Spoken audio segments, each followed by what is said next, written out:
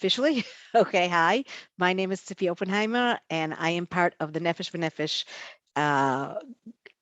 advocacy / post-Aliyah department, also known as the Answers Department. I'm joined today by my colleague Aliyah, who is also with us, and she's going to be helping us in the background. And what we're going to do today is a few things. One, introduce you to our post-Aliyah team. 2, go over some of your first steps after Aliyah. And 3, make sure you know what our post-Aliyah guide is, how to go through it, and how to access information. And 4, there'll be time for you to ask questions throughout. You can ask questions in the chat box if you want. You can also ask questions. I'm going to close this a second. You can also ask questions by raising your hand. And there'll be a time I'll set, if you have a question, you can unmute yourself to ask a question if you want, or type it in as you prefer. Aliyah will be answering some of the questions as she sees them. And if they're questions that need to be answered by everyone, then for everyone to hear, we'll read them out for everyone. So first of all, who are we? As Aliyah put in the chat box, we are answers@nvn.org.il. We are a team of, I haven't even counted, 6 to 8 colleagues who we help Olim after your arrival. If each of you had a pre-Aliyah advisor who you need to turn to help you with your Aliyah process, you now have a whole team to turn to when you have questions. And I'm not even going to say if you have questions, I'm going to say when you have questions, issues you want to discuss, things you're not understanding. You could reach us Sunday through Thursday, 9 a.m. to 3 p.m. at star 3680. There is a callback system in place so that if we're all busy, you're going to get the message that we're all busy, and you can either hang on or you can press whatever it is to have a callback. I will be honest with you, the callback system is a little buggy. It's going to be changed hopefully soon. So if you leave a request to call back, for whatever reason, we usually get it the next day, which is strange but true, even if you leave a call back at 9 in the morning one day. But you're welcome to do that. You're welcome to send us an email. You're welcome to hang up and try calling again. All of those options are available. We really do get back to you, and we really do want to help. And we're looking forward to being in touch with you. It's not any questions, any issues. It's better to bring them up with us instead of sitting on them and, talking with us before things become a problem, rather than turning to us once it's already become a problem. So we're here for you. Again, Aliyah, my colleague with me today, is part of that our Nefesh B'Nefesh Answers team. That's who we are, and that's how you can reach us. Any questions about that so far? Okay, so I am now going to share screen. Oh, what I didn't say, it says we are recording this, and I will be sending out a recording of this event, of this session. It will take a day or two because we convert it to a YouTube link, and that takes a little bit of time, but we'll be sending it out with the various links that we're going to be sharing today as well. Okay, now I know I opened up what I want to share, but I'm not seeing it. So hold on before I share. Let me see, because it didn't open up. Sorry, one second. Post-Aliyah guide.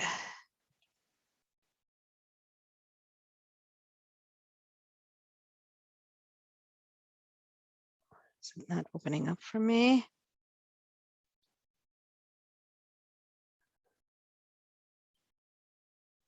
Unless it's opening up somewhere else that I'm not aware of. Okay, we're just going to hold on for 1 second. You know what, Aliyah, while I'm looking for it, Aliyah is going to start with explaining a little bit about getting out of Bidud isolation. I guess I should ask the question first of all. Are there people in this session right here who are still in Bidud, still in isolation? Should we be going over this? There are. Okay, so Aliyah, you want to just briefly explain? Thanks. Sure. So first of all, Mazal Tov on your Aliyah. We're very excited for you on this new beginning, and we hope we can be there for you to help smooth over the bureaucracy and beginning of all these details and stuff. So as Tzipi's going to pull up the post-Aliyah guide, we'll just say a few words about Bidud. Obviously, these things change a lot, so we're going to give you the updated information that we have at the moment. Coming into Israel, there's a requirement for 14 days of quarantine.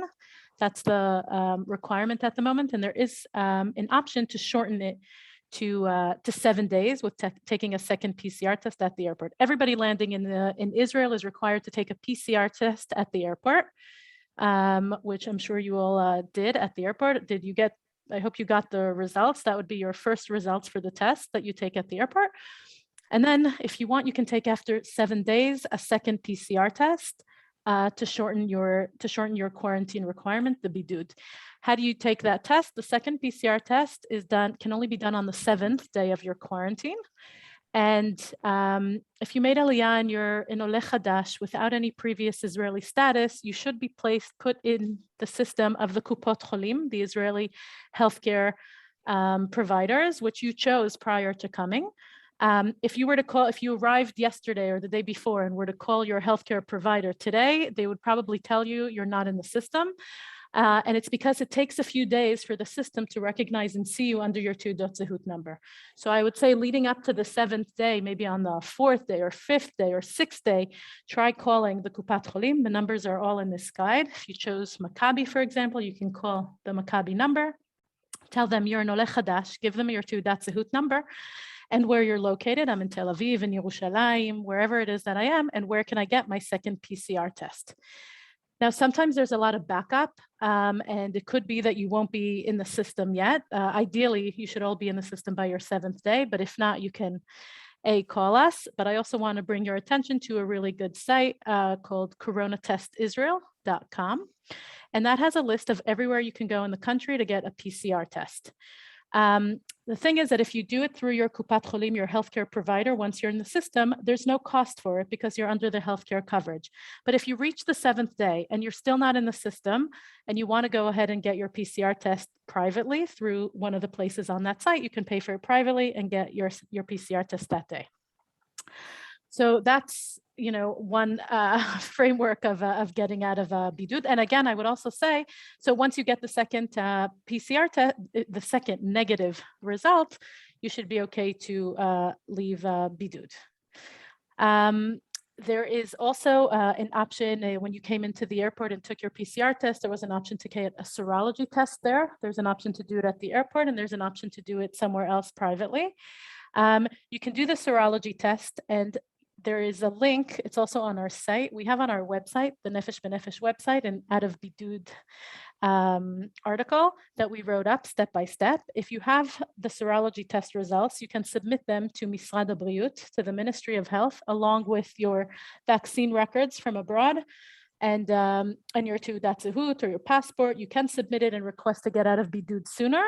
Sometimes it goes through smoothly within, a couple of days. Sometimes it can take a few more days, but that's another option for contacting Misrad HaBriyut with that. You would have to wait to get the confirmation and recognition from Misrad HaBriyut and a letter that says your bidud was shortened to whatever date based on the serology test results. So that's another option. Now, it could be that you've already experienced part of the process. I also just want to encourage you to call us or email us if you have specific questions about your process and getting out of bidud.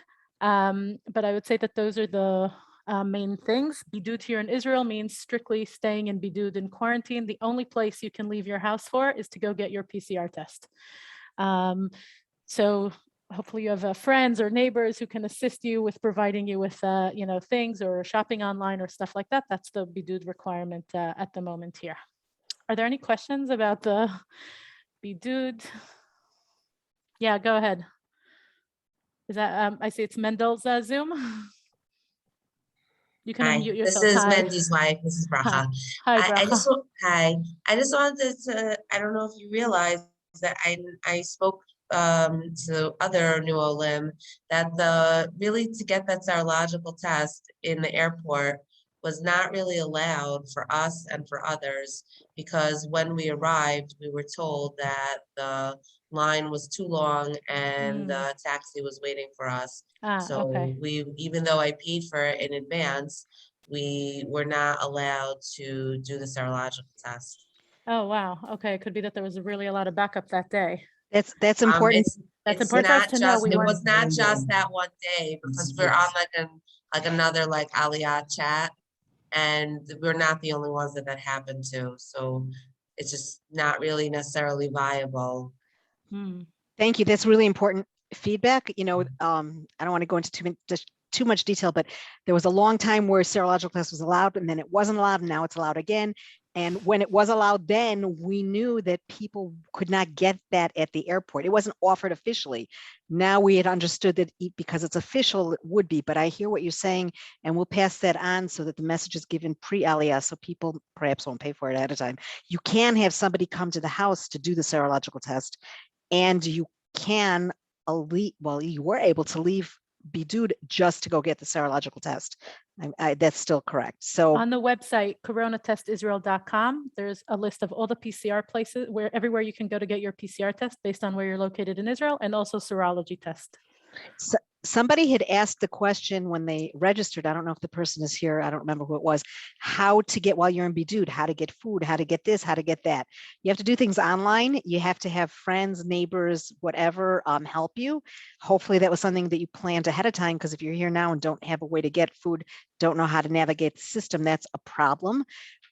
Workmen or our delivery, furniture delivery people, whatever, are allowed in your house if you go into another room and if they mask, but they are also allowed to say they don't want to do that, because if for some reason the person's house they were in, whatever is person is found to have to be COVID positive, they might need to be in isolation. So it depends. They're allowed to, but they don't have to.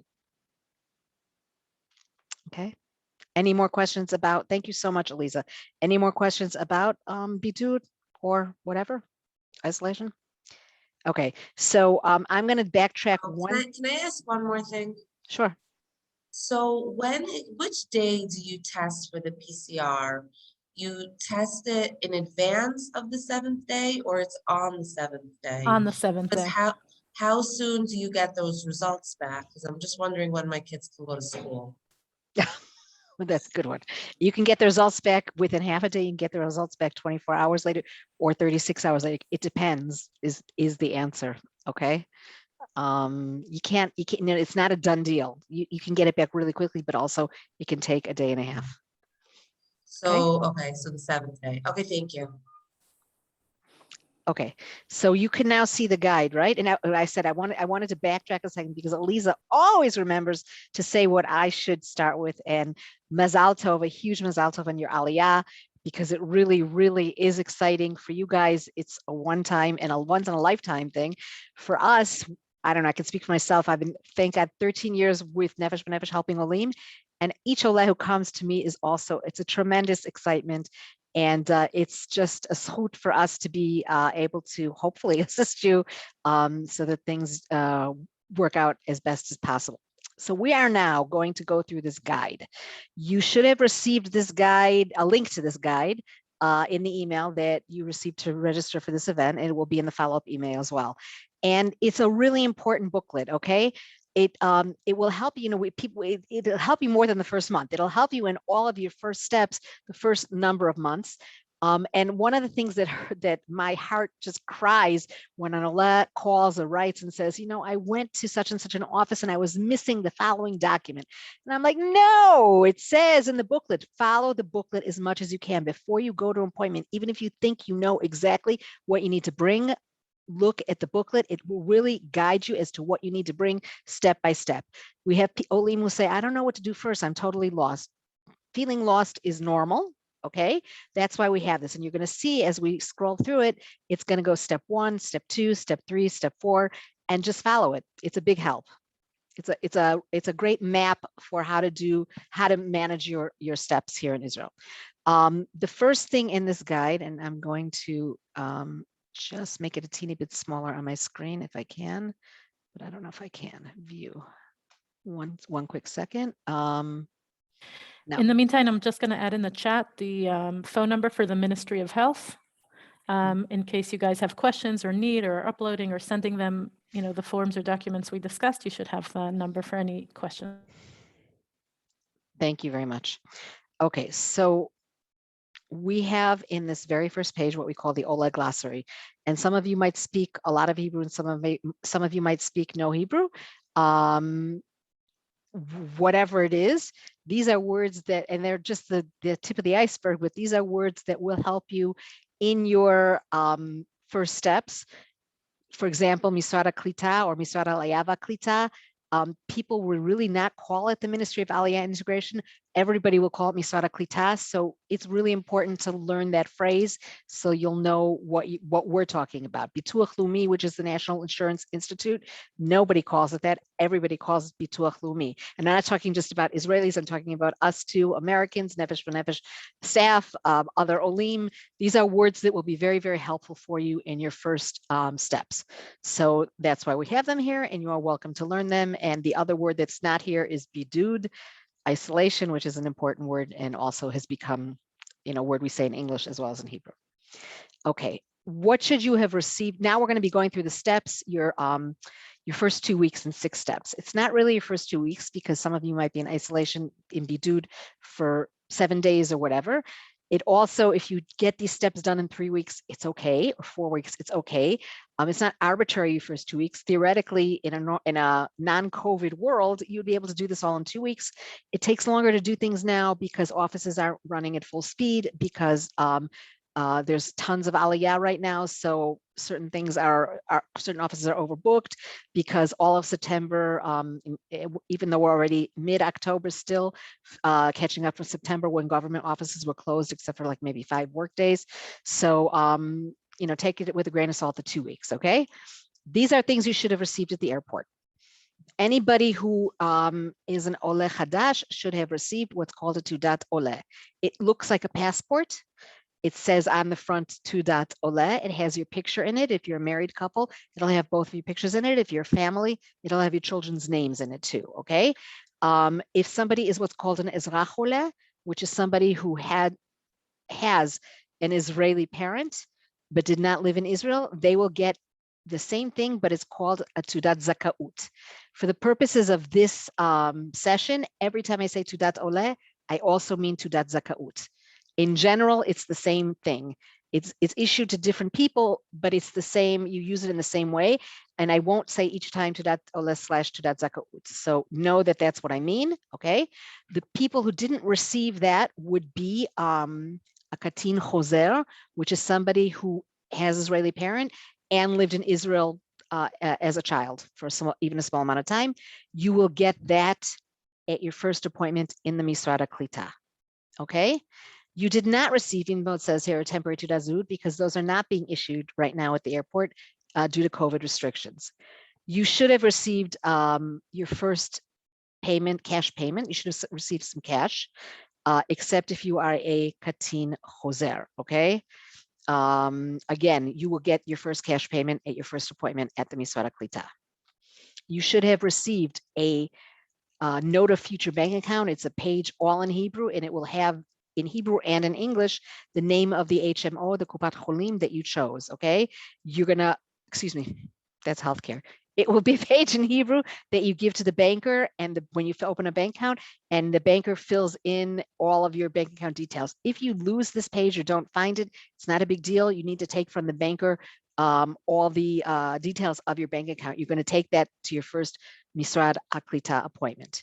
You should have also received a SIM card. It's one per family.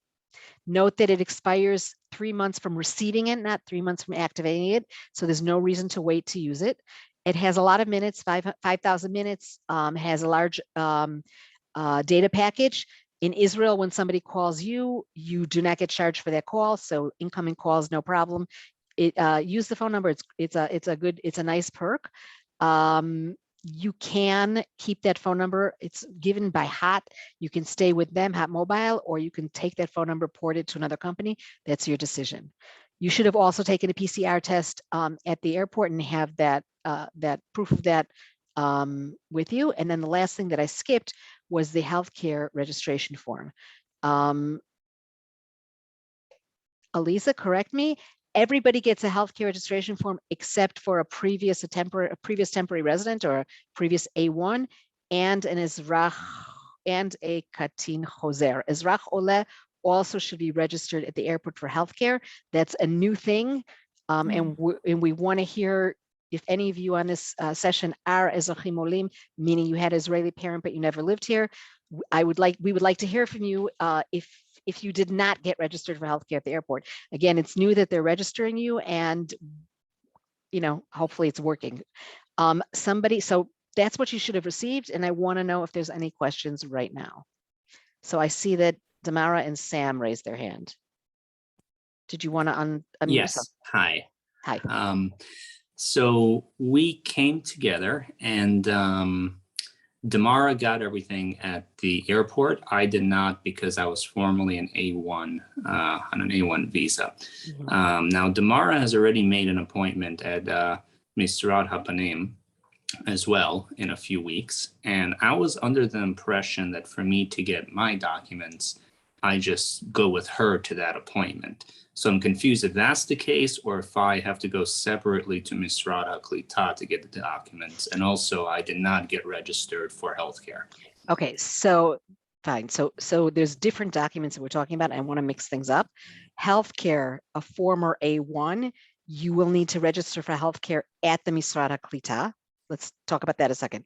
Anybody who's on this webinar and this Zoom session and is either a former temporary resident, a former A1, or a Katin Choser and did not get registered for healthcare should expect to get an email within 2 to 3 days from the Misrat HaKlita saying what documents to bring and starting that process, because nobody wants to be a long time without healthcare.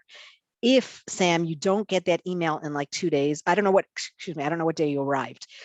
If you did not receive it 2 to 3 days after your arrival, please be in touch with us at answers@mbn or call us and let us know that, because then we try to pass that on to the Misrat HaKlita and find out why you didn't get that information. Okay, that's one thing.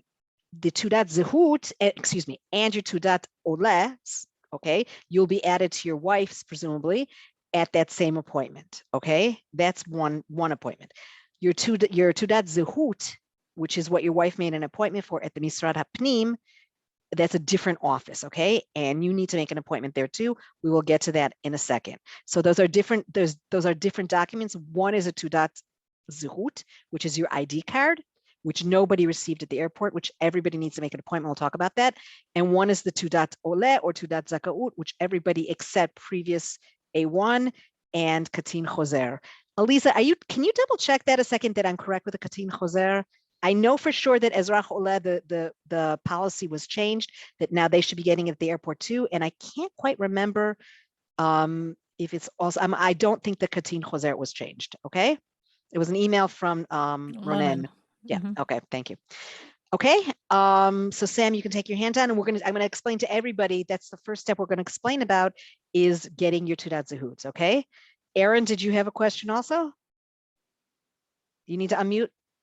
Yeah, I just similar. My wife and I were A1s 40 some years ago. So the A1 information is less clear than the other information. So Sal Klita and it's not clear when with the form. There's a form to bring to the Misrat HaKlita, but you didn't get the form at the airport. Where do we get that form? No, you don't need a form to go to Misrat HaKlita, okay? Let me go by the step by step, and Okay. if the answers aren't answered, then if I don't answer your questions, then you'll ask. Shane, did you also want to ask something? Thank you. Every time you take a drink, Shane, I take a drink. L'chaim. Yeah, it's contagious. L'chaim. Very simple question for Sure. the Tudat Ole. How soon do these get replaced? Only because I have quite the typos in mine. Oh, and I'm good. not sure how permanent, how long this is going to be my replacement, because the earliest schedule we got for me to do my my card, my biometric card, is yeah. like mid-November. Okay, so we're gonna get so we're gonna get to that, I promise. Okay, that's the next thing I'm gonna talk about and how to find an appointment. Okay. just want to fix that. Okay. And I just want to say one thing about former A1s. It's almost easier to make Aliyah if you never spent time ever in Israel before. But and like you're saying, I was here 40 years ago. Really? Yeah, really. But it'll work out. Don't worry. Okay. It's a little bit more complicated, and sometimes it's if not this, then that. If not that, then this. But we'll get through it. Okay. So the first step. Quickly, biometric Tudat Zehut. The first thing everybody should do is make an appointment at the Misrat HaPnim. If you look at the booklet and you see that pretty little colored star, it's not called Misrat HaPnim when you make an appointment. It's called Reshut Ochlusin V'Hagira, Population Immigration Authority. That's all part of Misrat HaPnim. There's a website called My Visit. If you look here, okay, and that's how you make appointments. We have a tutorial how to use this My Visit. if you scroll down here. That's why this PDF is really helpful, because those are live links. And for those of you who have, you can change My Visit to English, but it only takes you so far. You still have to type in the name of the city, excuse me. So you might want to look at the tutorial, okay? I can't find an appointment. I went on My Visit and the next appointment is in another 6 weeks, okay? Or 8 weeks or 10 weeks or never. So let me just give you a couple of tips. Number one, the Misrad HaPnim is the one of the government offices that you don't have to go to the one in the city you live. I am not suggesting people who live in Yerushalayim make an appointment for Eilat, even though it'd be lovely to take a vacation there, because if you need to go back because there's a problem, you're not going to want to travel that far. But if you live in Yerushalayim and there's no appointments available on the My Visit website, and you see there's an appointment in Ashdod, you might say, okay, Ashdod's an hour away. I'm going to go to Ashdod. I prefer to take an appointment next week in Ashdod. That's number one. Okay. So again, go somewhere where if you need to go back, it's not going to be too much of a hardship, but you can go to another place. Number two, the appointments open up regularly for the different branches of Misrad HaPnim on an irregular basis, okay? What that means is there's not always rhyme or reason to when appointments open up. So I look at the branch in Jerusalem and I see there's in Shalom Zion HaMalkah in Jerusalem, and I see there's nothing available for 2 months, and even then it's nothing available. It doesn't mean there's nothing available. It means that they haven't opened up slots. They've only opened half the slots and those filled up. And they'll open them up on a rolling basis. Okay, that's true of almost every branch. We do advise people, we find that when you look in the morning, like 7:45, 8 o'clock, that's when you're most likely to find appointments. And I'm not talking about when somebody cancels an appointment, then they'll find an appointment. I'm talking about the branch manager saying, okay, let's open up more slots. Okay, you need to be persistent. We wish we had an easier way for this for you, but that's the way it is. Okay, so if you see an appointment in the city of your choice and it's not for another 4 weeks, you can say, well, no problem, I'm not in a rush, and that's fine. Or you can say, I really want it sooner, so I'm not going to take that appointment. I'm going to try midday. I'm going to try tomorrow morning. I'm going to keep on trying, and I'm going to look and see where there's other branches that are close by and convenient for me, and maybe take an appointment there. Okay. Anybody who's struggling to make an appointment, one, because they just can't navigate the My Visit website, call us at star 3680 between 9 a.m. and 3 p.m. We will walk you through it. We really do want to teach you how to use it because, it's important you know how to do that. But sometimes people just have a really hard time. We can walk you through it. We can try ourselves to help you do it. Okay. We can also suggest, let's try this branch, let's try that branch. But really, we need you to do your complete due diligence. And if everything is full, if you took an appointment for 6 weeks from now and then you find one that you want earlier, that's fine. You can't double book. You will need to cancel that appointment and then immediately make your new appointment. I would not suggest doing that if there's only one slot, because it might not be there anymore. If you see that the day has 10, 12 slots, then cancel your appointment and make a new appointment. Okay. Again, we don't have an in getting you an appointment. We can help you navigate the system, and we can give you certainly encouragement and ideas of what other branches might be good. And I would just, another idea, if you have family that you want to visit, I can tell you, I'm in the north. If they live in the north, somebody in Haifa, there's often appointments in Haifa. If you want to go there anyway to visit them, so do it together. That's fine. Okay.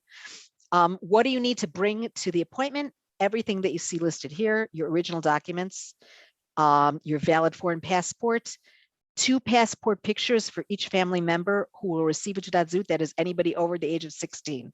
2 passport pictures. Okay. If you don't have them, don't panic. There's many, all the photo stores offer them. And I would say almost, if not every Misrad HaPnim has one of those stores close by, because it's a good business proposition. Okay, so just do it ahead of time, or be sure you know where you're going to get those pictures. You want to bring all the paperwork that you received at the Ben Gurion airport. Okay, bring that with you. Better more than less. Your responsibility is to be sure that you receive a temporary Taudat Zehut when you leave. I have heard of Olim who've left and they said, I didn't get the temporary Taudat Zehut. And I said, well, did you ask for it? And they said, no. You shouldn't really need to ask for it, but sometimes the clerks are really busy. They want to finish their day.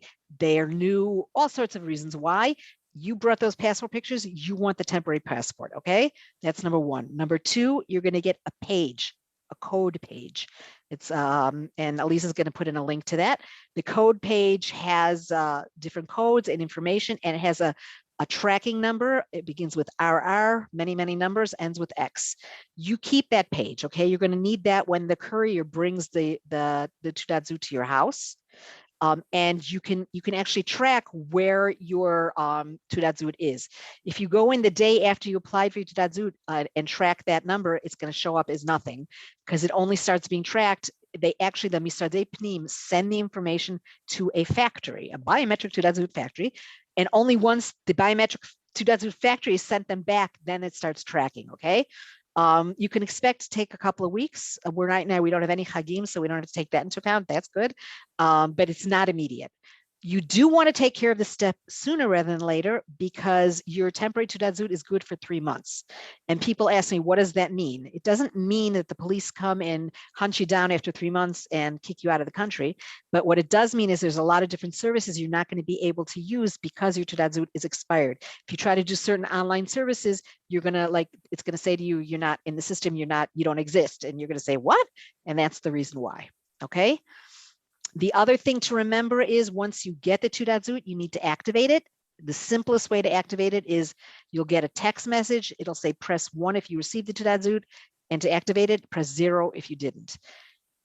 Which means you should bring with you to the Misrad Pnim a cell phone number, whether it's the SIM card you got or another cell phone number that you have, and keep that number available until after you've received your Tüdat.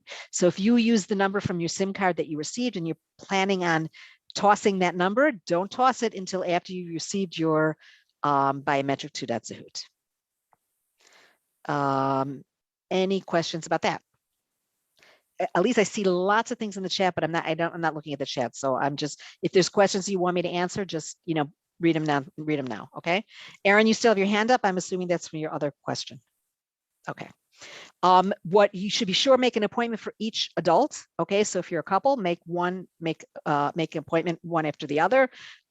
If they don't show up one after the other because somebody took them, show one and then 30 minutes later, they usually will take you right away. Don't worry, or you'll just sit there and read a book. It's not the end of the world. That is getting your Tüdat Zehut. Why is that your step number 1? Because you need that Tüdat Zehut for step number 2, to open your bank account. You need to open an Olim bank account. Theoretically, according to the law, you should be able to do that using your Tüdat Oleh, which you receive at the airport, but banks don't love to do that. Some banks are fine about it. Again, I'm from the north, and I can just tell you Bank of Polim in many of the cities, they do it, but most places it's an argument, and we like to, why have an argument if you don't need to? It's usually has to do with computer system, and they have to have certain information to put in the computer, and the temporary Tüdat doesn't, and the Tüdat doesn't have that information. If somebody is in a huge rush to open up a bank account before they get their Tüdat, I suggest you contact us at answers@mbn.org.il or call us at *3680, and we can advise you what to say to the bank, and hopefully they will agree to open the account. You have a list here of things you need to bring to open the account. If you are a family, if you're a couple, you both need to be there, okay? If you already have a bank account in Israel, you need to change it to a new Olim bank account, or you can open up a brand new one, okay? It's like opening up an account if you're switching it over. You should bring a minimal amount of cash. It's important to deposit money in the account to activate the account. The bank will tell you don't need to do that, but you do because the next step, which is the Misrad Klita, wants to be sure that the account is activated. So just say, sorry, if you want to deposit a lot of money, that's fine. You can deposit a minimum of 20 shekel even, just activate it, okay? Know that this step takes a long time. Opening a bank account takes a long time. It takes even longer if you're a US citizen. There's a lot of paperwork to fill out, including a W-9 form. You need to bring your social security card. It's not the Israeli government asking for it. It's the American government pressing the Israeli government to ask for it. So just know it's very helpful to make an appointment ahead of time at the bank so they have the right person available for you. Usually, a lot of times the bankers are in a rush. And what's helpful is if you write a list of the questions or points you want to cover with them. in general suggest this, have a little booklet, a little notebook. And for each step, if you have things specifically that you want to ask and check into, you should write it down, because when you're there, everybody's always in a rush and you might forget things and have it, okay? Do you want to order checks? Okay, mark that down, checks. Do you want to order a bank account? Mark that down. How do I get my bank card? Mark that down. All the different things, okay? Don't forget to leave without the receipt proving I deposited money, okay? You have it in the booklet, you can mark it on the booklet, print it out, whatever, take a notebook. It's very helpful to do that. In the blue box is a very important comment to those of you who are joint bank account holders. There is a form to fill out. So it's called Tofis Arichut Yamim. For those of you who know what Lashon Sagi Nahor is, this is Lashon Sagi Nahor. This is for a form you fill out in case, not in case, one of you will pass away before the other. And it allows you to have access to the bank account of your spouse or your partner without having to go through probate or without having to have the will opened up. So it's an important form, and they don't necessarily, it's not necessarily offered to you. And again, it's a shame to have to go a second time to have that form, to get that form filled out. What I didn't say, just as general background about banks, is banking in Israel is very, very, very, underline it again, different, very, than what you're used to in North America. In Israel, every action you do in the bank costs money. They charge you for everything for the pleasure of them taking care of your money. That's the way it is. It's less expensive. The fees are less expensive if you do things online. Anything you do with a teller is more expensive. And just know that it's different and learn it. And again, online banking is very prevalent here. It's not always easy because of the Hebrew, but it's worth it to learn to navigate and be able to do things online. Questions? Shane, So you just a general, just a general question, because I am currently in a location that I will not be staying at. So when it comes to which bank I'm going to be banking with, is there like a lean towards, which region I'm in? Is it kind of a more even spread situation? No, that's a good question, Shane. If you had asked that question, 10 years ago, it would make absolutely no difference where you open up the bank account.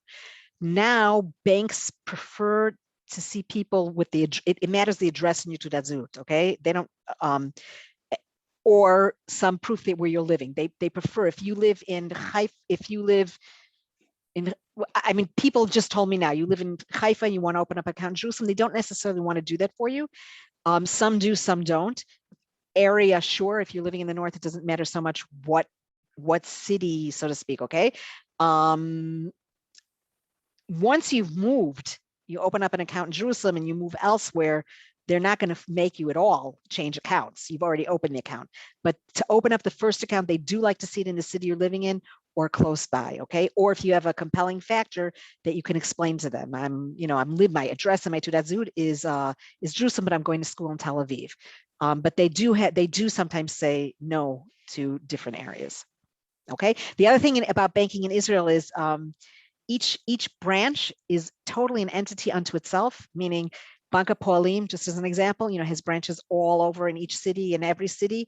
And there is a teeny bit of I can't say the word, reciprocity, you understood. For example, if I'm going to make a bank transfer online, I don't have a fee if I'm transferring from my Bank Hapoalim, to somebody else's branch of Bank Hapoalim. But otherwise, if you're switching branches, it's like opening up a whole new bank account. So just keep that in mind as well. I just wanted to ask really quickly, is there a way I can just transfer from are they going to try to transfer from the American bank, or do I just have to bring cash or check?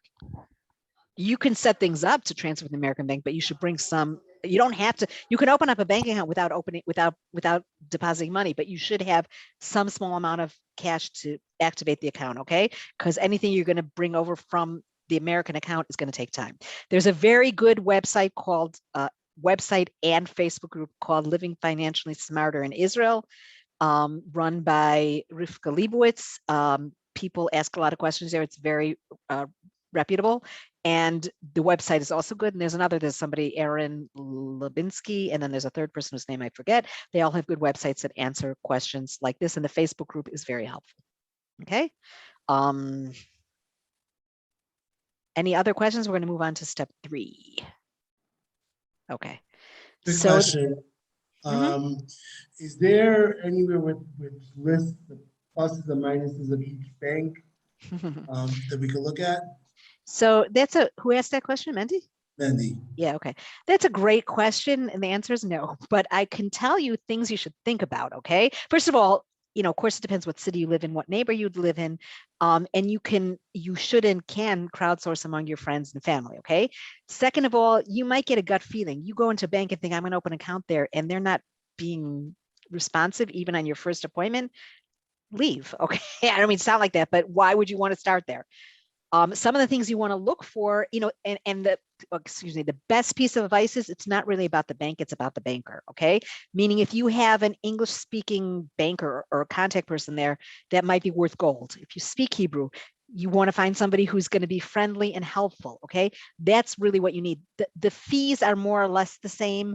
The times it takes to deposit checks more or less the same. And each city, each branch is going to be different. So you kind of need to crowdsource and also go with your feeling when you go to that bank. Okay. So thank you. The next step is going to the Misrad HaKlita, which is written here Misrad Aliyah Klita, but really we all call it Misrad HaKlita. That's the Ministry of Absorption. That is the office for new Olim. And this is where this step becomes step number 1 if you are a former A1 or a Katin Choser. This becomes step number 1 for you because you did not receive at the airport your Tudat Oleh. Sometimes it's done at the same time. You can do it before you go, you can do it after you go to the Misrad HaPnim, but you're going to want to do it before you go to the bank because you need that Tudat Oleh to open up an Olim bank account. Okay, so this can become step number 2 or number 1. What you bring is listed there, your Tudat Oleh, your Tudat Zehut, just as a aside. For all intents and purposes, your temporary Tudat Zehut is legitimate. It's what you don't have to wait for your permanent Tudat Zehut. Somebody asked that when they registered. As long as 90 days hasn't passed since you received your Tudat Zehut, okay? So when I say Tudat Zehut, I don't need to say biometric or temporary. You bring the one that you have as long as it's still valid, okay? You want to bring proof of your bank account, except if you didn't open the bank account because you are a former A1, it's okay. You'll have to go twice to the Misrad HaKlita. It's not the end of the world. And if you are a Katin Choser and Ezrach Oleh, bring your Israeli passport, okay? Can you repeat that statement about going back twice? Just make sure I got it right. Sure. As a former A1, you did not receive your Tudat Oleh or your Tudat Zakaut, right? Your Tudat Oleh. So you're not going to be able to open a bank account as a new Oleh because you don't have that Tudat Oleh to show to the bank. Usually going to Misrad HaKlita, you want to show them your bank information. You, sir, are going to have to go twice to the Misrad HaKlita. Once to apply for that Tudat Oleh and to get your healthcare, more important, to get your healthcare, or most important, to get your healthcare set up. You don't want to put off going to Misrad HaKlita. Once you've opened your bank account, because you have your Tudat Oleh now, you're going to want to go back again. They might let you send it by email. I don't know. You'll talk to them about how to get that information to them. Okay? What you should be getting at the first appointment in the Misrad HaKlita is confirmation of Sal Klita. You will not leave there with money in hand. They don't have cash like at the airport where they gave you cash. You will get, usually they print out for you, even though you can find it on the website, on our website, on their Misrad HaKlita website in English, you will get a list of dates and how much money you should be receiving each time, okay? You will, because you've given them your bank account information, it should then be starting to go in. It's deposited once a month in the first 15 days of the month. It's not like a paycheck that comes in on the 3rd of the month every time. So if you are writing checks out, say for your rent, on the basis of your Sal Klita, be very careful because nobody's going to promise you that it gets in on the 5th of the month. So ask if you can write your checks to the 20th of the month, okay? This is the time also to talk about Ulpan. And if you know already when you want to take Ulpan, if there's an Ulpan available, it is the Misrad HaKlita representative who will give you a voucher for Ulpan. You can ask for employment. You can ask to have some employment information, although that won't be immediate. And also, if you're a student, that's also will help you give you information about the Minhal Studentin, the Student Authority, which also provides money and pays for most of the studies. Okay. If somebody got a 2.0 Ole, a couple, and only one person shows up in that 2.0 Ole because the other person is a veteran Ole, that's the time when they add the two together and put the picture of the spouse in that 2.0 Ole. Okay. There's a list here of things if you're Katin Choser, also what you need to bring. And if you didn't get, that's a good point. If you didn't get the 2.0 Ole at the airport, bring, and this is for former A1s too, bring also passport pictures to the Misrad Klita. Okay. You want, I believe you only need one of each of you, but I would say to bring two, because I think actually they need one for their file and one for the 2.0 Ole. So bring two pictures of each of you. Questions about that? Okay. Will they have any information about if you are trying to do an IDF service after an Ulpan, or should I rather do both, or just stick to the Ulpan that's incorporated with the IDF, or will they have information about that? So they might have some information about the IDF, but truthfully, I suggest you contact our Lone Soldiers Department, Shane, which can really help you. Normally, you get your first call up, like it can be anywhere between 6 to 12 months, usually close to the 12 months after your Aliyah. You have that time to study in Ulpan, and the more Hebrew you know before the army, the better. Then you'll do another Ulpan and you'll get even better. Our Lone Soldiers Department can help you if you want to try and get enlisted even earlier. Okay, so What is that number again? Do you guys have that one? Elisa's going to look forward to send it. Okay, It's in the chat. Oh, it's in the chat. Great. Okay, thank you. We know, we know a little bit about Army duty, Army service, et cetera, but they're really the experts. So, okay. Two more people raised their hand. Aaron, yes. Or is it? Do we need appointments for the Misrad Klita? Thank you. A very important point. I am so glad you asked, because Elisa's like waiting. Newts, when are you going to say it? Okay, I'm scrolling. You do need an appointment, and this is the way. You know how Israelis give directions how to go somewhere. Go 100 meters right, and you're going to see on your left side a greenhouse. That's not what you want. Okay. So, my visit where you make appointments for everything, that's not what you do. Okay. For the first Misrad Klita appointment, you call / send an email. You definitely need an appointment.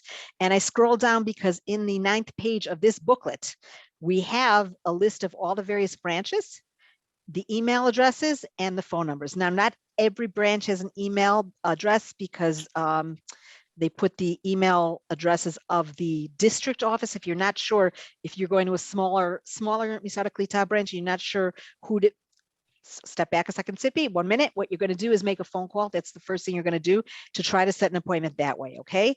More often than not, you're going to get a message or somebody's going to answer and say somebody's going to get back to you. They either will or won't get back to you. It's nice if they do. So if you didn't, after that first call, if you didn't reach somebody, you're going to send an email. And it's clear Ashdod, this is Ashdod, but say I want to go to Bnei Brak. How do I know which office to send it to? Bnei Brak, you're going to send it to Tel Aviv. Okay. I'm just telling you, but if you're not sure which one, you'll ask us. Okay. Or type in, or right now, you can unmute yourself a second and say, hey, where I live, I'm going to be living here. Which office should I go to? And which office should I send the email to? Okay. Yeah. Just to clarify here, you have to go according to your address.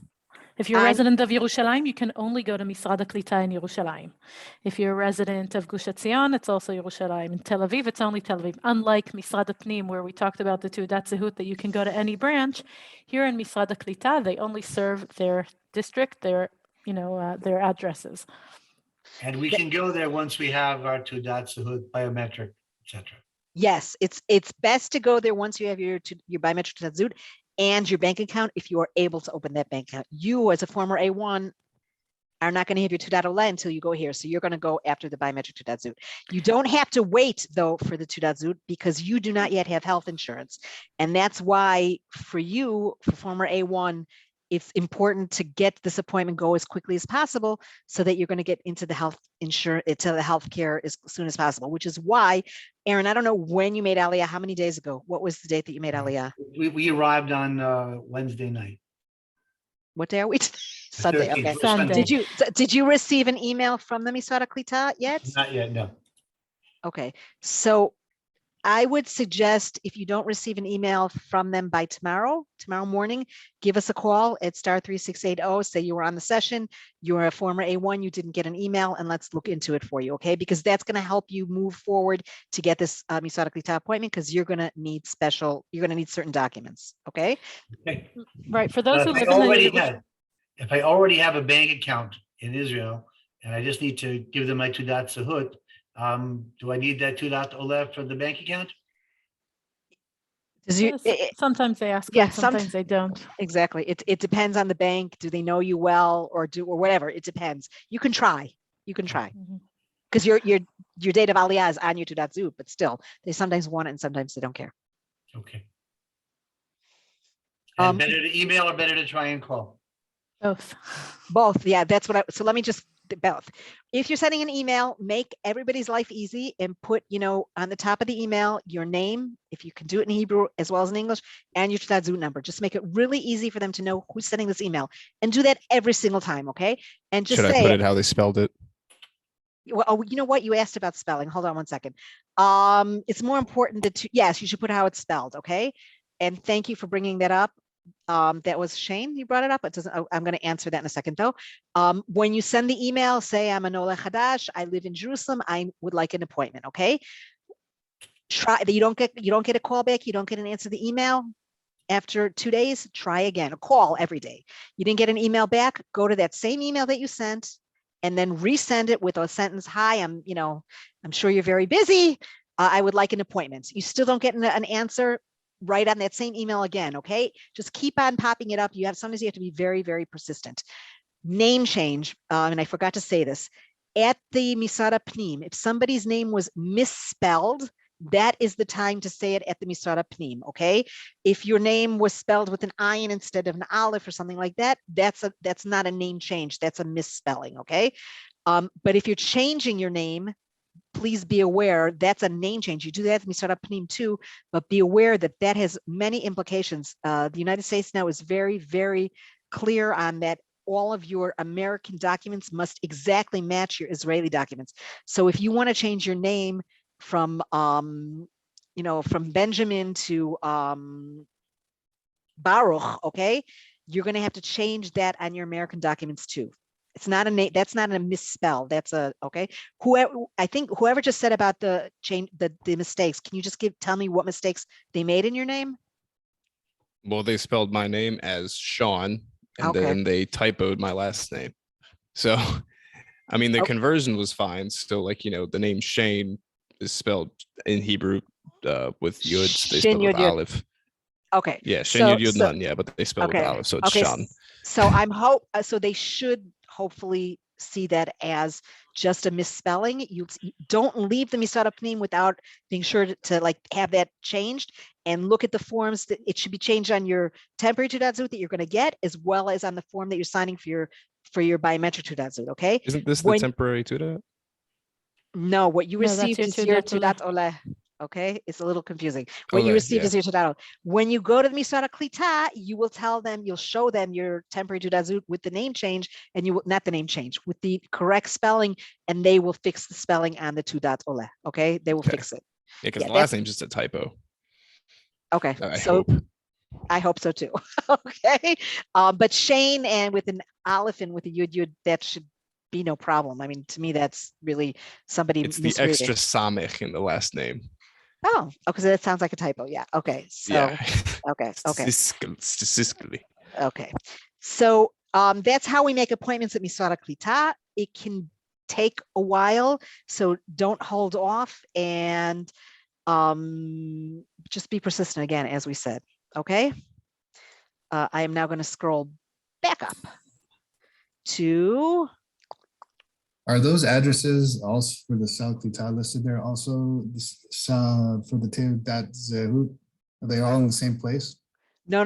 Tzudat Zehut is the Ministry of Interior, the Misara Pnim, and the addresses I just showed you is the Misrata Klita, the Ministry of Absorption. So those are two different places. We do have on our Nefesh B'Nefesh website, I'm going to give a plug for it, okay, which probably you used it a lot before your Aliyah. It's still got a lot of great information post Aliyah. I mean, you could do a Google and, address, blah, blah, but we have, if you Google in our site, Misrata Pnim or government offices, you'll see the addresses of all the various offices with a link to a map so you can find where everything is, okay? And of course, if you can't find it, let us know and we'll help you find it, okay? Okay. Next very important step, excuse me, any more questions? Okay, next very important step is Kupat Cholim, your healthcare. As an Ole, you're entitled to up to 12 months of free basic health coverage. Some people, after 6 months, they're already charged. It depends on various factors. Some people get it for 12 months. If you begin working, your health care is going to be deducted directly from your salary slip whenever you begin working. And if after 12 months and you haven't yet been charged, you need to go and be sure to set up payment plan for Bituach Leumi for your health coverage. That's way far off, so let's leave that to the side. What you should do to complete your healthcare registration is really go to a local clinic with a sheet of paper that says all Hebrew and says somewhere in the middle in Hebrew and in English, Maccabi or Klalit or Meuchedet or whatever. Take that paper to your to the clinic that you want to join, okay, where there's a doctor that you want or that's convenient, close to your house and so on. 7 to 10 days after your arrival. They should bring your Tudat Olah with you, bring your Tudat Zut with you. If you don't have your Tudat Zut, they should be able to find you anywhere with your Tudat Olah, and they'll register you in that clinic, okay? You don't need an appointment to do that. If they look and say you're not in the system, if 10 working days have passed, please be in touch with us immediately. It sometimes happens that there's glitches in the system, and then we check with Bituach Leumi, who they're the facilitators of the healthcare, and figure out why you're not in the system, okay? The exception to this rule is Katin Choser and former A1, you're going to be registered at your first appointment at Misrata Klita, and then it'll take that number of days. So be ready to tell them, they probably should have it already, which Kupa you want to join. And that's why it's important for you to go as soon as possible. Is there anyone here that's an Ezra Cholah? I'm just curious what happened at the airport if you did get your health care. An Ezra Cholah would be somebody who has an Israeli parent but didn't live here. Hi, I didn't get health insurance at the airport. I'm gonna have to apply for it. I actually have no idea how to apply for one Okay. temporarily until mine kicks in. Who is this? Who I can't see who's speaking. Danielle Yadai. Hi, Danielle. And Hi. you're an Ezra Cholah? Correct. Okay, can you be in touch with us either by email or by phone so we can find out why that happened? Okay. Definitely. I was actually just gonna message Eliza on this chat, but yes, I will be in touch. Okay, terrific. Yeah, and check if you got the forms I wrote you about and let us know if you received or didn't. Okay, in any case, we'll help you out. Terrific. Okay, I will do. Thank you. Okay. Healthcare is, you could do a whole session on itself, how to learn to navigate the healthcare system. There is what to know and there is what to learn. And, slowly. First thing, I strongly suggest making an appointment with your family physician, even if you are healthy, so that you can get to know the family physician, on a healthy time. Sam, did you have a question? Or I don't know if your hand is raised. I don't know if that's from before or from now. Damara or Sam? Yes, hi. Hi. I was wondering in terms of waiting that long to get the third vaccine, if you have to go through registering with your. You won't be able to. You won't be able to get the third vaccine immediately. You will definitely need to register your Kupat Cholim, and then your Kupat Cholim. This is a good point. Thank you for bringing that up. Everybody should make an appointment with their doctor once they have that health care and get put in the system your vaccination from overseas. The doctor will need to enter that information in the system. That information is then passed on to Misrata B'Nefesh, the Ministry of Health, and only then will you be found eligible for a third vaccine. It won't be immediate. I mean, it'll be as long as that process takes. Sometimes it goes really, really smoothly, and I'm just telling you, sometimes it doesn't. Okay, so just beware. If you can't get a Tav Yarok, you can't get the green pass, the Tav Yarok, because you don't have your third vaccine yet, and you have something you really must go to, don't forget, you can always either do a PCR test and then it's good for 72 hours if it's negative, or do an antigen test and it's good for 24 hours. We know it's frustrating. This is one of the things that Olim are most frustrated about. How do I get that third vaccine? It's not always smooth. We will help you as best we can to understand what you need to do, but for whatever reason, sometimes it really is, if you had a vaccine, if your vaccine was Pfizer, okay, it's much easier because they recognize that in Israel. If your vaccine is Johnson & Johnson's, which they're now beginning to recognize for tourists, it's going to take a longer time for you to get in the system. I'm just saying that, okay? So I don't want people to anticipate problems, but no, it will take time. If you have a family simcha that you need to go to and you have to have the Tav Yarok, you're going to have to go do a PCR. It's good for 72 hours, or do the antigen, okay? The Ministry of Health has an excellent site in English about the coronavirus, about everything to do with coronavirus, travel regulations, all sorts of things.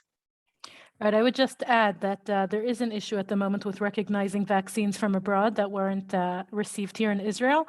And actually, within the next 2 weeks, the government is working on their policy for recognition. So that's why we don't have a definite answer on if it's going to be simple to get it or not, just because it's really, you arrive now in a time of change, that we were notified by the ministry that within 2 weeks, they're hoping to put some sort of protocol or something into place. So just be in touch with us. Obviously, when this comes out, they are working on the recognition thing. So hopefully things will get smoother in the next few weeks.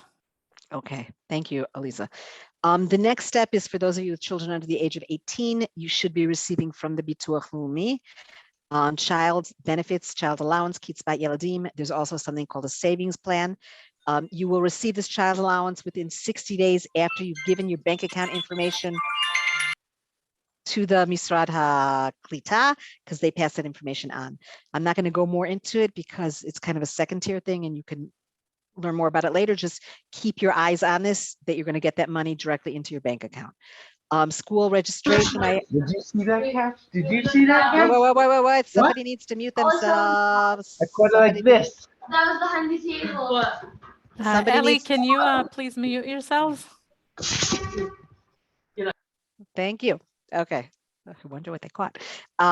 School registration. Those of you with kids, I hope that you're already registered. The best people to turn to are your municipality Olim coordinator. There is such a thing in many cities, not in all cities. Somebody who speaks English works for the municipality and helps Anglo Olim in various things, especially in school registration. If not, you'll contact the local Department of Education. That's not the national department. That's again, each city or each regional council has Department of Education, and they're the ones who help you register your children. If you have children and they're not yet registered in school, that is certainly number one priority, I'm sure, for you as well as for us to help you with that. So if you're not sure if you're being taken care of, that's fine. If you're not sure what to do and you're lost about that, again, contact us, star 3680 tomorrow from 9 a.m. Send us an email and we'll help you because it's super important. Aliza, I have like another 2 minutes. I'm going to pass then the baton on to you. Okay, I apologize. The next I have here on this page, 3 steps. These are what I call the second tier steps, okay, because they're less urgent. Arnona, every Oleg gets a 90% discount on their Arnona tax for 12 months, 90% on the first 100 square meters. The only exceptions to the rules are if you own a home, you don't get that, excuse me, you do get that discount if you own a home. I take that back. If you are a Katin Choser, unfortunately, you're not eligible for this. We constantly lobby to have that change, but that is where it stands right now. You can do this online and you can also do this in person usually now. During COVID, still the heyday of COVID, but there was a long time where you could only do it online, but now you can probably do it in person as well. You need to have a long-term rental contract, a 12-month rental contract. So if you are staying right now in an Airbnb or at a friend's house or something, don't worry, just remember to take advantage of this. Don't forget it. You have 24 months to take advantage of it. Anytime in the first 2 years, you can take advantage of this discount. It's a 12-month discount. So if you start after the 13th month, you won't get all of the discount because it'll stop in the 24th, after the 24th month. So keep this in mind. If you're renting something very, very small this year, you might want to wait till next year, but don't forget it. Nobody's going to remind you to take advantage of this discount. You're going to have to remember it yourself. The next step is your driver's license conversion. And Alisa, is it okay if I'm going to explain this and then leave the rest to Alisa because I unfortunately have to run and I apologize. Yeah, it's okay. I think you just need to make me an admin. I will do that. Okay. The driver's license conversion. Again, you can drive, and this is the most important thing I'm going to say about this. You can drive for 1 year from date of entry on your foreign license. So if you just made Aliyah without having visited Israel in the past 12 months, you have a full year to convert your license. But if you visited Israel, on a pilot trip, or you visited because you had first degree relatives or whatever reason, and you came to Israel, right now we're October. If you came into Israel in June, okay? June 1st, you came into Israel, you can only drive on your foreign license up until June 1st of 2022, 12 months from your date of entry. The date of entry gets erased after 12 months. So if there was more than 12 months between your date of entry and your Aliyah date, no problem. It's really important to keep in mind because if you are driving and have an accident and you're on an illegal license because more than 1 year has passed, your insurance is not going to cover you, and that's not good. Okay, so if most of you have 12 months to take care of this, but if you were here anywhere within the last 12 months, you might want to push this up to let's take care of it soon. The other thing to know is we have a lot of information about this in our website. If you click on here, okay, detailed steps, read it through so you know your first step, your second step, your third step. We have a lot of questions asked about this. It's a multi-step process. It's not that difficult, but you have to follow the steps. And the first step is an online form. It's called a Tophus Yarok because it used to be green. Now that it's online, it's still called that. And in the Tophus Yarok, there is a medical self-declaration. If you have medical issues, past, present, you're going to need to attach a letter from your current Israeli doctor in Hebrew stating, I, Dr.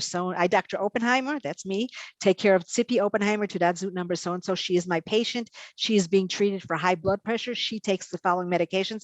That will not affect her. That should not affect her driving. To the most of my ability, that does not affect her driving.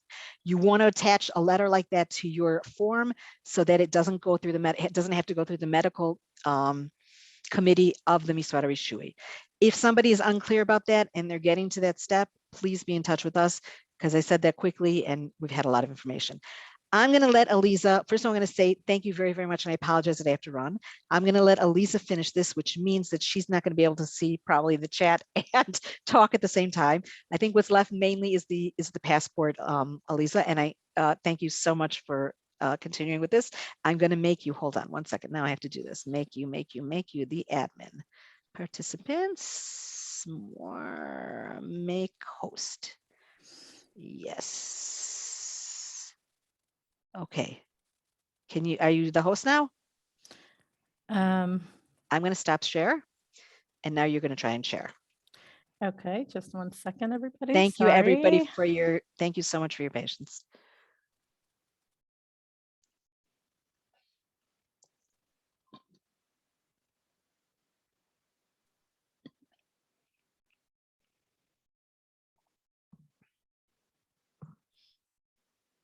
Yeah, we got you. Alisa, now we see your screen. Okay. Okay, excellent. Great. Okay, so I'm just going to say once more, I'm going to say goodbye and I apologize. I will be sending out an email with these links and with the link to the recording. We do this once a week. So if you want to rerun, you're always welcome to join us again. But thank you so much, Mazal Tov, so much in your Aliyah, Alisa. I really appreciate this. Okay. No problem. Thank you so much, Tzipi. Sure. Okay. Bye-bye. All right. Okay, so I'm just going to continue from where we carried on. I hope you had a few minutes to think of any additional questions. Like Tzipi said, I won't be seeing the chat as much, so feel free to unmute and ask questions if you have. The next part, we left off at passports, right? Okay, so passports as Israelis, after you make Aliyah, you can apply for your Israeli passport 3 months after your Aliyah. The way to apply for your passports, if it's 3 months after, is you would go back to the My Visit website and book an appointment at Misrad HaPnim for a biometric passport. After you apply for your passport, it takes about 10 to 14 days after your appointment to receive your Israeli passport. After the appointment, it comes in the mail, 10 to 14 days. I'm going to skip here for a sec because there's a bit more about it here on this page. Does anyone have travel plans within the next 3 months? Okay, I would just say that, yeah? Okay. When you go to Misrad HaPnim to get your Teudat Zehut, one of the documents they usually give, but you should know to ask for it, is something called an Ishur Yetziah, which means an exit permit. That is an exit permit that says you have permission or a permit to travel on your foreign passport for 3 months because you don't have an Israeli passport yet because you made Aliyah. So it's an Ishur Yetziah B'Darkon Zar, an exit permit with your foreign passport. So you should make sure you receive that piece of paper when you go for your Teudat Zehut, just so you have it in case. It has an expiration date on it on the bottom, which is usually 3 months or 3.5. The expectation after that is that you get your passport.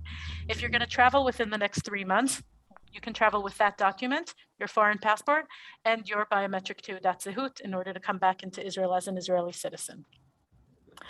Okay, there is something called, sometimes there is the option to get a passport sooner. However, it does involve waiving your right. Basically, when you make Aliyah, they give you 3 months that you have that period where you can renounce your citizenship within those 3 months.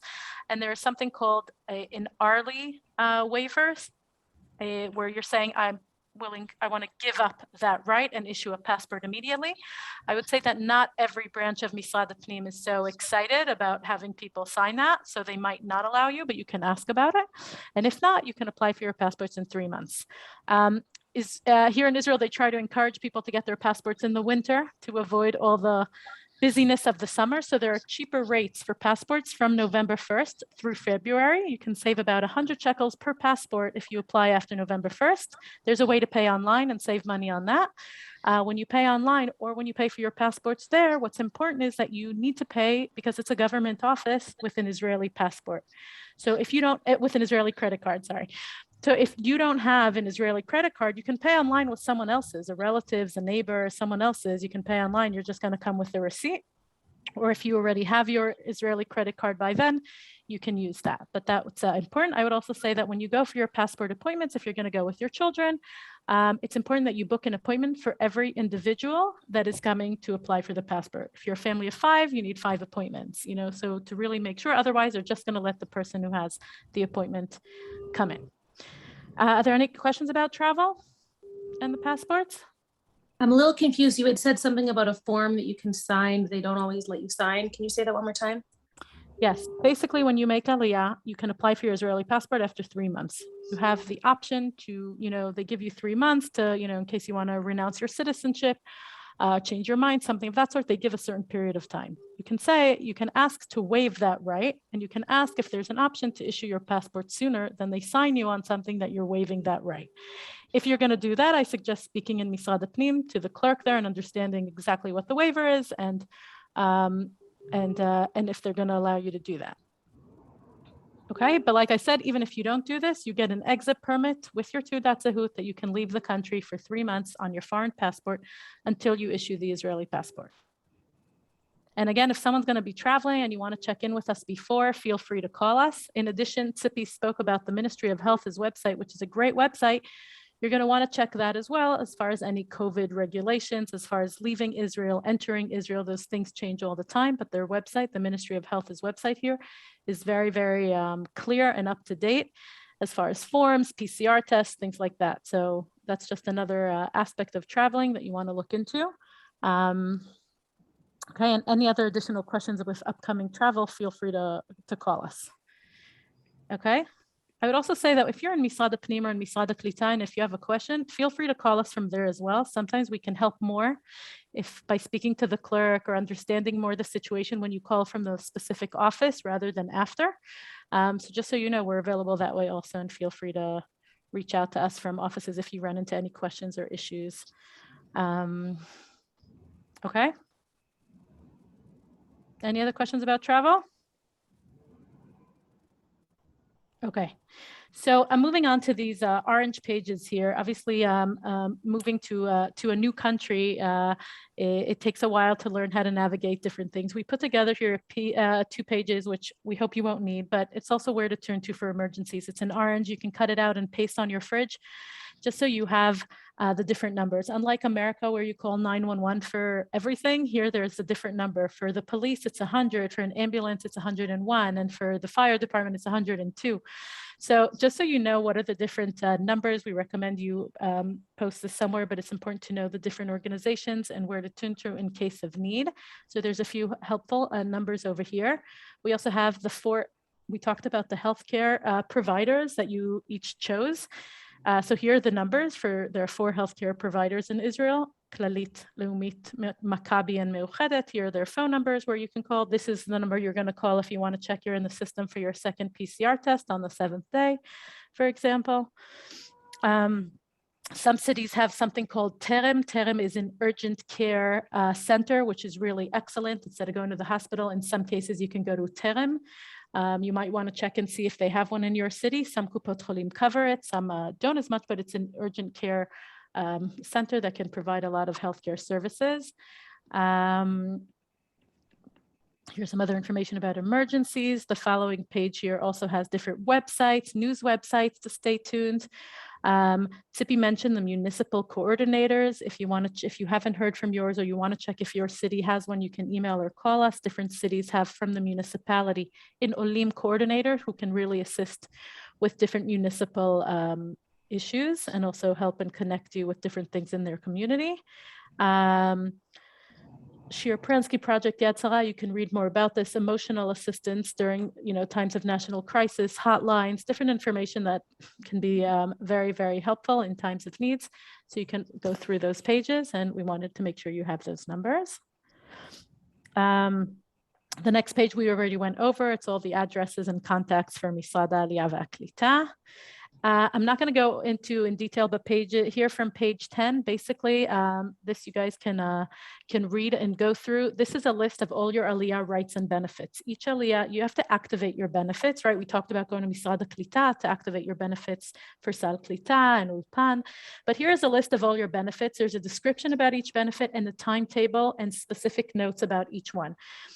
It's a lot of information. The rent subsidy starts at the 8th month. The Sal Klita you have to apply within the 1st month at Misrad Klita. Like each one has its different time frame. So it's really worth coming back to this every few months to just check that you're, on target and that you're, getting everything that you should be receiving. So each benefit is really listed here, what you need to know about it and when it starts and by when it ends.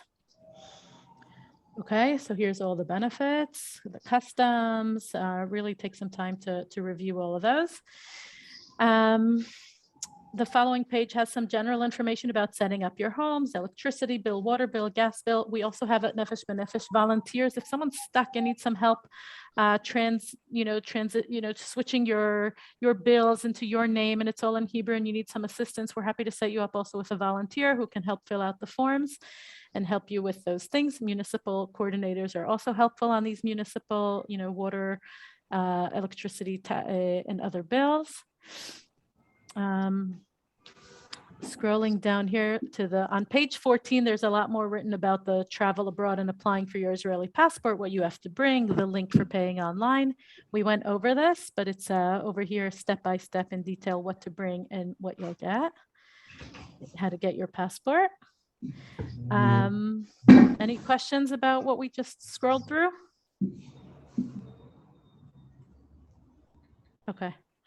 I know it's a lot of information. It's a lot of things to set up, really, to try to take it step by step. We tried to break it down as step by step to help you put it in order. And like we said, we're here every step of the way, so feel free to check in with us. We do want you to know that also as Nefesh B'Nefesh, you had an Aliyah advisor that helped you make it this far and get here and start settling in Israel. And now you're welcome to contact us, the Post-Aliyah Government Advocacy Department, for anything you need.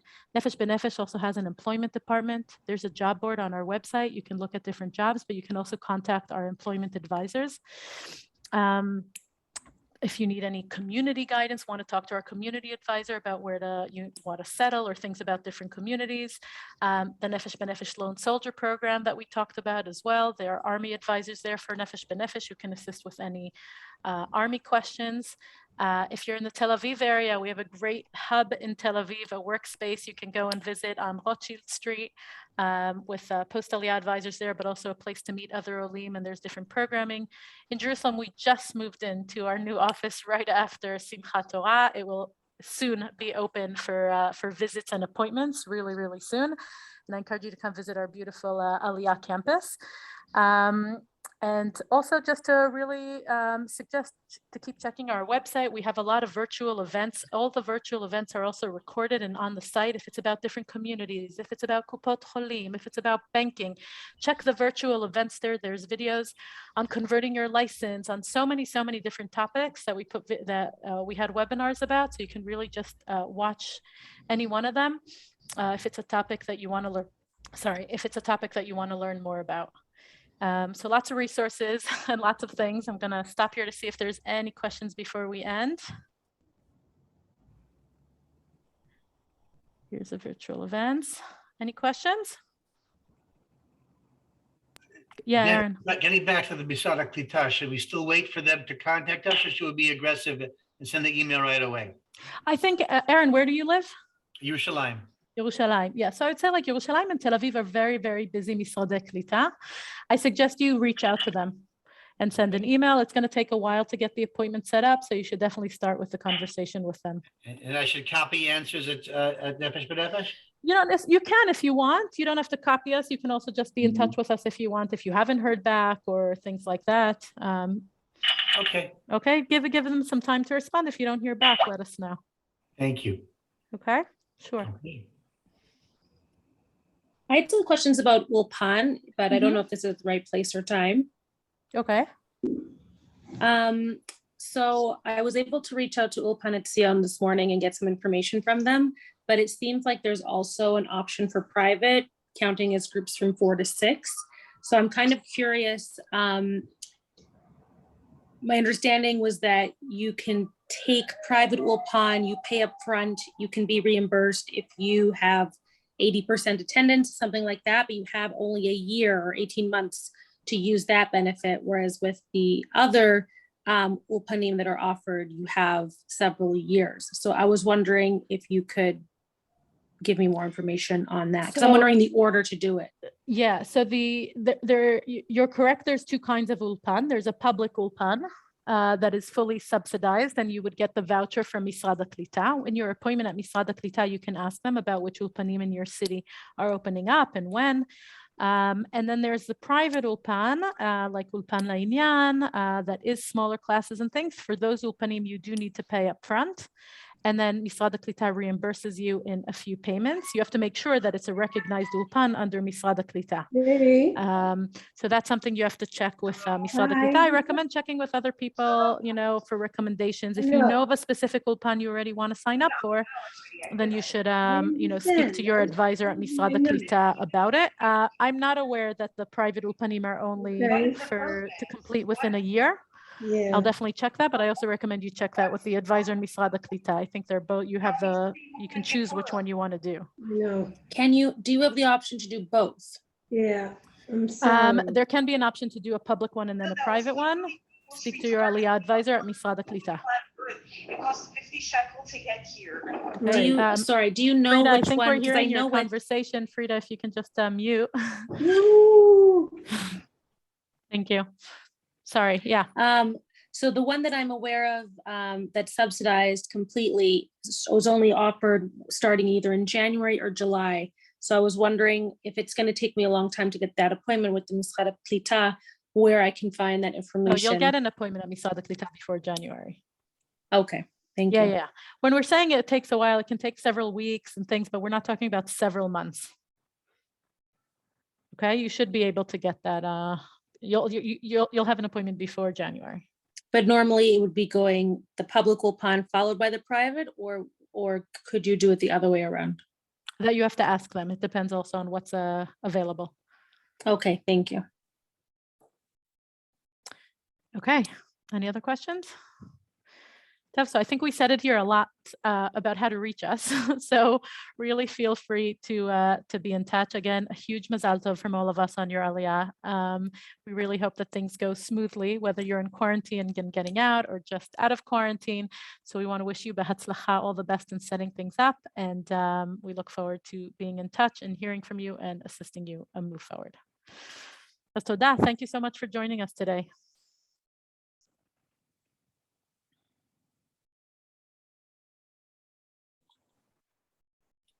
Thank you very much. Very helpful. Thank you.